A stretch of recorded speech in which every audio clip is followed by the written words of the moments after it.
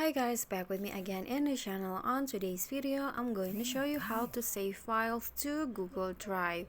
So save files mean that you have to upload a file to Google Drive, and I'm going to show you how. So first, open your Google Drive apps on your phone,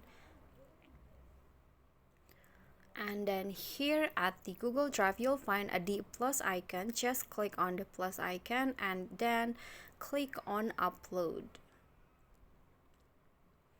And then here you can choose the file that you want to save to Google Drive. For example, I want to save this image. I'm going to just click on the image, and then the file will be uploading into the Google Drive. So you can just wait until the uploading process to finish, and then the next step, the file will be saved into Google Drive.